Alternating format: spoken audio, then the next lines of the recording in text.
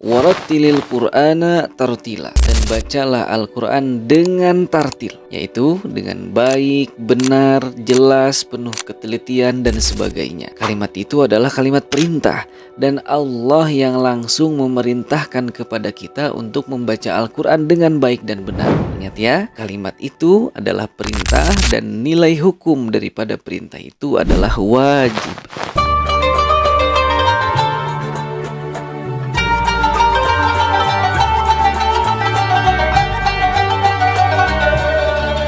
Assalamualaikum warahmatullahi wabarakatuh. Alhamdulillahi musalliyan ala Muhammadin wa alihi wa man tala wa ba'du. Teman-teman yang dirahmati Allah, di video kemarin kita sudah sedikit belajar sharing ilmu tentang pengetahuan apa itu Al-Quran, kemudian bagaimana Al-Quran itu sampai kepada kita hari ini dari Allah Subhanahu wa Ta'ala, yang dibawa oleh malaikat Jibril alaihissalam sampai kepada Nabi Muhammad sallallahu alaihi wasallam.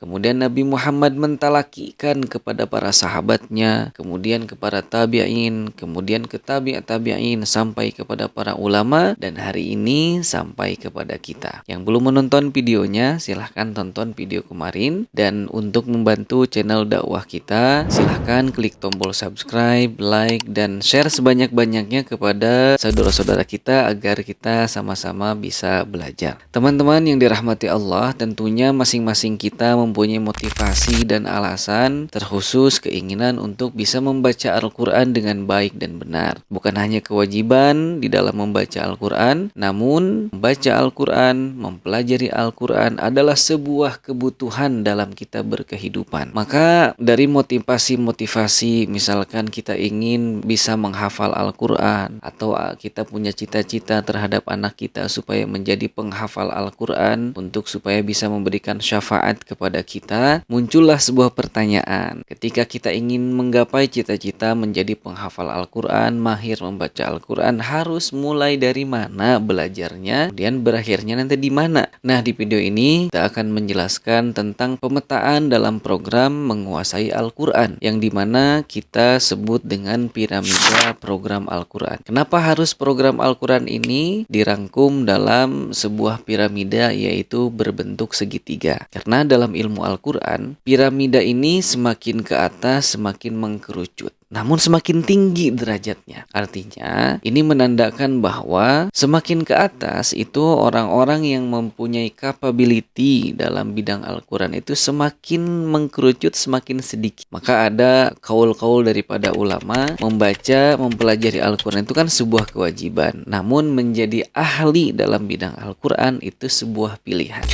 Nah, maka di video ini kita akan membahas tentang tangga pertama dalam program Al-Quran, yaitu tahsin Al-Quran. Kemudian setelah tahsin Al-Quran, kita naik kepada tashih Al-Quran. Setelah tashih Al-Quran, kita naik kepada fase di mana kita menghafal Al-Quran, yaitu tahfizul Quran. Nah, setelah kita menghafal Al-Quran, itu di derajat keempat ada yang disebut dengan qiraah sab'ah, yang mempelajari qiraat yang mana ada dalam kitab Hirzul Amani wa Wajhut Tahani karangan Imam Asy-Syatibi. Dan lebih unggul daripada itu, di titik teratas ya, menjadi ahli dalam bidang Al-Quran yang menguasai 10 qiraat, 20 riwayat, yang mana terkumpul dalam kitab Thayyibatun Nashr fi Qiraatil Ashr. Itulah program singkatnya pemetaan di dalam menguasai Al-Quran. Nah, jika ada yang bertanya, berarti harus mulai dari mana? Mulai dari tahsin Al-Quran. Sebelum kita menjelaskan tentang program atau step pertama ini, saya ingin menjelaskan dengan membawa pendekatan sebuah kaidah para ulama dalam ilmu usul fikih. Seperti ini bunyinya. Ma la yatimmul wajibu illa bihi fahuwa wajib. Apa-apa yang menjadikan hal itu menjadi wajib, maka jalan untuk menelusuri ke sana itu menjadi wajib. Maka kalau kita kiaskan dengan ilmu Al-Quran atau membaca Al-Quran, mempelajari Al-Quran itu dalilnya sangat jelas ya, bahwa itu adalah kewajiban. Maka jalan menelusuri untuk supaya kita bisa membaca Al-Quran dengan baik dan benar itu juga wajib, yang dimaksud dengan ilmu diroyah, yaitu ilmu tajwid. Nah, maka seharusnya kita tuh itu harus berlaku adil ya terhadap Al-Quran. Kadang dengan ilmu lain betul kita teliti dari dasarnya. Kita menyuruh anak kita untuk mempelajari misalkan sebuah ilmu itu harus mulai dari dasar. Tapi kenapa di dalam Al-Quran kita seolah-olah tidak ingin banyak belajar tentang dasar-dasar dalam membaca Al-Quran. Kita kadang ingin cepat bisa membaca Al-Quran. Secara logika kan tidak masuk akal ya. Tidak ada yang namanya instan di dalam mempelajari suatu ilmu. Begitupun Al-Quran. Tangga pertamanya adalah sebelum kita membaca Al-Quran secara utuh dari Al-Fatihah sampai An-Nas, kita punya kewajiban untuk menelusuri tangga pertama, yaitu tentang tahsin Al-Quran. Apa itu tahsin Al-Quran? Begini, Al-Quran itu pada hakikatnya terdiri dari 30 juz, kemudian 114 surat, ada juga yang mengatakan 113 surat ketika Al-Anfal dan At-Taubah disatukan, dan setelah surat itu terdiri dari ribuan ayat, dan ayat ini terdiri dari kata-kata dan kalimat. Nah, logikanya seperti ini supaya mudah dipahami. Kalau ada orang yang mengatakan bahwasanya saya telah menghatamkan Al-Quran dari Al-Fatihah sampai An-Nas misalkan. Kemudian pas kita tes ada satu juz yang dia itu katakan banyak lupa atau tidak membaca satu juz. Maka kan mustahil kita katakan dia hafal atau hatam 30 juz. Sekarang kita kerucutkan lagi. Misal ada orang yang mengatakan saya telah hatam nih satu surat. Kemudian pas kita tes ada satu ayat yang dia lewat. Maka mustahil kita mengatakan bahwa dia telah menghatamkan satu surat. Kita kerucutkan lagi. Kalau misalkan ada orang yang datang mengatakan saya telah hafal satu ayat misalkan. Kemudian pas kita tes, dia membaca satu ayat itu, ada beberapa huruf yang salah diucapkan. Misalkan seperti Qul a'udzu birabbin nas, dia baca Qul a'udzu birabbin nas misalkan. Maka kita akan mengatakan, kamu harus hafalkan lagi. Tidak sah kita mengatakan bahwa dia telah hafal satu ayat. Kalau kita kerucutkan lagi, maka ujung daripada Al-Quran itu adalah huruf. Apa itu huruf? Kalau kita telusuri arti daripada huruf itu mufradnya harfun. Harfun satu huruf, harfani dua huruf, hurufun huruf-huruf. Nah, apa sih huruf itu? Kalau kita buka kamus bahasa Arab, huruf itu adalah ujung daripada sesuatu, ya. Huruf itu adalah ujung daripada sesuatu. Jadi, kalau kita ingin bisa membaca Al-Quran dengan baik dan benar, maka pelajari ujungnya. Mulai daripada ujung Al-Quran itu, yaitu huruf. Kalau hurufnya sudah betul, dari 29 huruf hijaiyah itu sudah betul, maka otomatis kata atau dalam bahasa Arab itu kalimat itu pasti betul.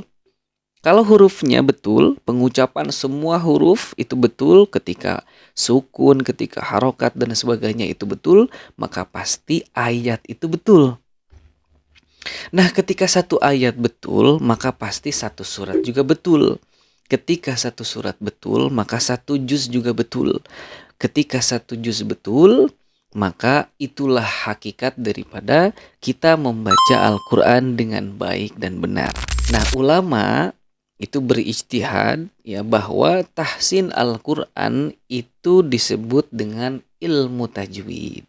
Maka kita hari ini itu tidak bisa pergi dari ilmu tajwid, karena itu adalah ilmu diroyah yang mana itu sesuai dengan jalur ilmu riwayat. Sekali lagi, yang sebagaimana video kemarin sudah kita jelaskan bahwa memang Al-Quran itu turun dengan riwayat dari Allah, فَإِذَا قَرَأْنَاهُ فَاتَّبِعْ قُرْآنَهُ. Kalau Allah baca seperti ini kepada malaikat Jibril, ya maka malaikat Jibril tidak boleh baca yang lain. Kemudian malaikat Jibril membawa bacaan itu kepada Nabi Muhammad. Itu disebut dengan talaki.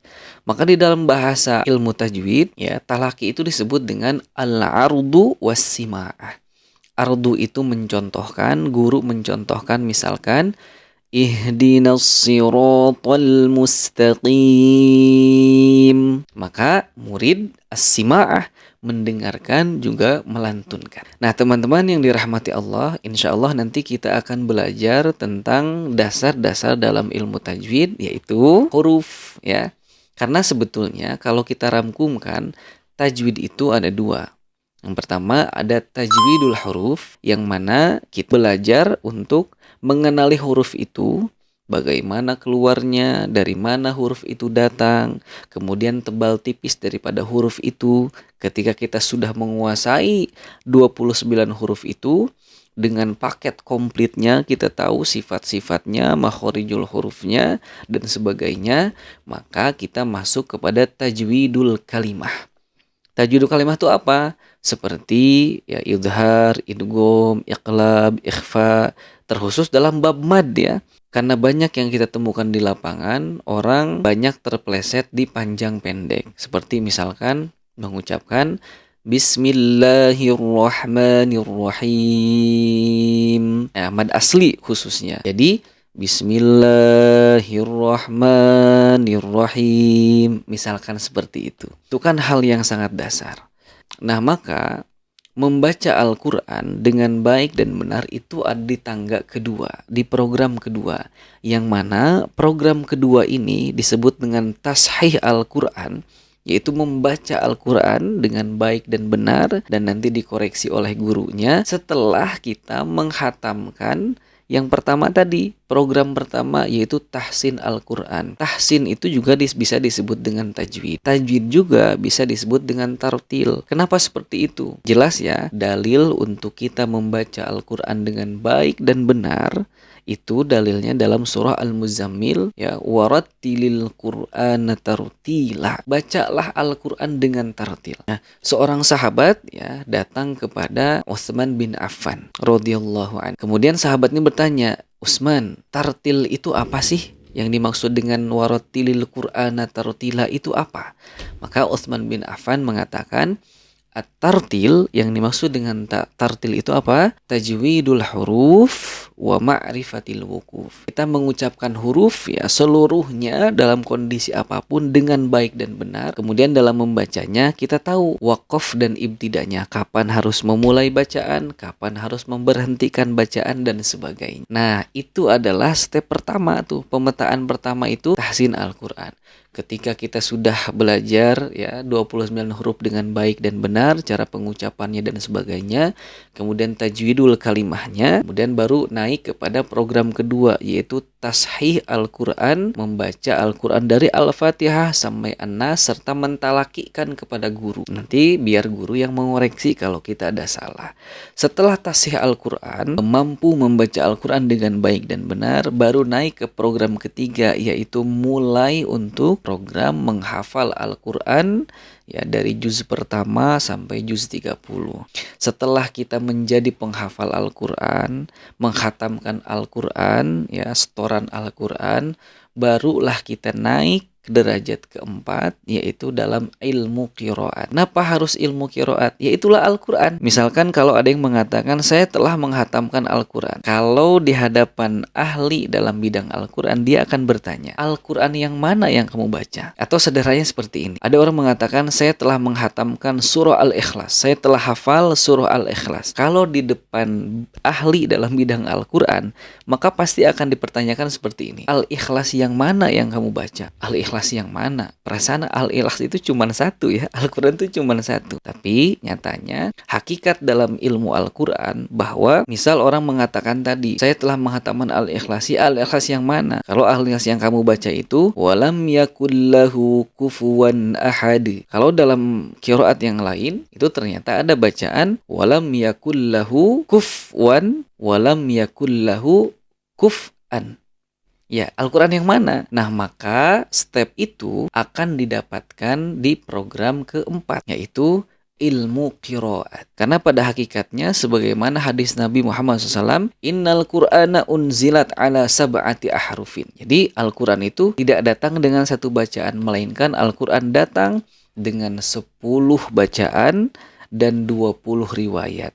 10 bacaannya dibagi dua. Di tangga keempat yaitu qiraah sab'ah ya, qiraat 7, dan di tangga selanjutnya adalah qiraah yang 3. Jadi 7 ditambah 3 jadi 10. Nah, itulah Al-Quran yang mana di tangga tertinggi ketika orang disebut ahli dalam bidang Al-Quran, maka sesungguhnya dia telah menguasai 10 qiraat dan 20 riwayat. Hari ini kita baca pakai qiraat apa atau riwayat apa? Maka di dalam bagan ini Ya, kita bisa melihat di sini ada qiraah Asim. Qiraat Asim atau disebut dengan qori, ya Imam Asim mempunyai dua riwayat. Jadi masing-masing qori itu mempunyai dua riwayat. Riwayat pertama Syu'bah, nah riwayat yang kedua itu Hafs. Hari ini ya rujukan dunia kita membaca Al-Qur'an dengan bacaan Hafs. Jadi kalau kita membaca Al-Qur'an dalam ilmu qiraat itu kita menyebutnya dengan kita membaca Al-Qur'an dengan riwayat Hafs dari qori yang disebut dengan Imam Asim, kemudian nanti sampai ke Abu Abdurrahman As-Sulami, kemudian Utsman bin Affan, kemudian Rasulullah SAW, kemudian malaikat Jibril, kemudian an Rabbil Izzah yaitu Allah Subhanahu wa taala. Nah, itulah pemetaan sesungguhnya dalam program Al-Qur'an. Pertanyaannya, sekarang kita itu di posisi yang mana nih? Ya tentunya kita masih belajar ya.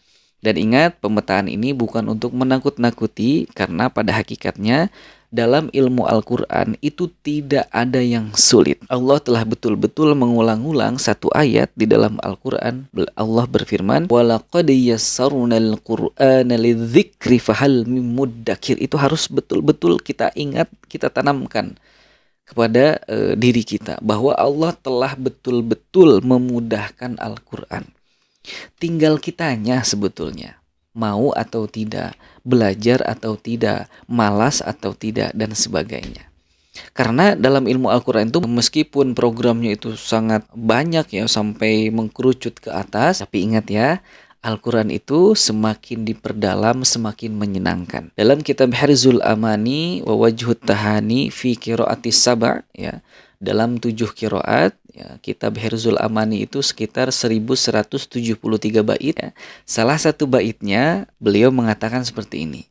Wa inna kitaballahi awthaqu syafi'in wa aghna ghana'in wahiban mutafaddila wa khairu jalisin la yumallu hadithuhu wa tardaduhu yazdadu fihi tajammula. Masya Allah. Wa inna kitaballahi awthaqu syafi'in. Sesungguhnya Al-Qur'an ini betul-betul yang akan memberi syafaat kepada sahabatnya. Wa aghna ghana'in wahiban mutafaddila. Ya, luar biasa nikmat yang sangat agung yang diberikan oleh Allah Subhanahu wa taala. Wa khairu jalisin la yumallu hadithuhu. Dan Al-Qur'an itu adalah sebaik-baik ya tempat curhat, sebaik-baik teman kalau kita sedih, mempunyai lara, mempunyai masalah, kita membaca Al-Qur'an ya, membuka Al-Qur'an, membaca, mentadaburi, tenang hati kita. Wa tardaduhu yazdadu fihi tajammula. Semakin kita perdalam ya, semakin kita telusuri step-stepnya, yazdadu fihi tajammula. Kita akan merasa gembira dan senang. Masya Allah. Dan sebelum saya tutup video pada kesempatan ini, mudah-mudahan ini bisa menjadi motivasi ya untuk teman-teman semua. Seorang ulama tajwid rujukan dunia yang bernama Imam Ibnu Al-Jazari, beliau mengatakan seperti ini. Walaisa bainahu wa baina tarukihi illa riyadatum mri'in bifaqqihi. Ini motivasi untuk kita bahwa kata beliau tidak ada perbedaan dari orang yang mahir membaca Al-Qur'an dengan yang tidak mahir dalam membaca Al-Qur'an, kecuali dengan kegigihan dalam belajar, semangatnya dalam belajar. Maka Al-Qur'an itu sangat adil. Tidak ada yang sulit di dalam mempelajari ilmu Al-Qur'an, karena Al-Qur'an itu sangat adil. Antara orang Arab dan orang yang terlahir non-Arab, kemudian yang tua dan yang muda itu tidak ada perbedaan. Semuanya sama di mata Al-Qur'an. Siapa yang giat belajarnya, giat latihannya, mengucapkan huruf per hurufnya, maka dia yang akan pertama bisa dan mahir membaca Al-Qur'an. Semoga video ini bisa memotivasi kita dan kita lebih giat lagi untuk memperdalam ilmu Al-Qur'an, karena kita sadar bahwa bacaan Al-Qur'an yang kita baca hari ini itu akan datang di hari kiamat menjadi syafaat untuk kita. Di video selanjutnya kita akan mempelajari tentang ilmu tajwid, kemudian apa tujuan daripada ilmu tajwid dan kesalahan-kesalahan yang sering kita ucapkan di dalam membaca Al-Qur'an. Nantikan videonya. Assalamualaikum warahmatullahi wabarakatuh.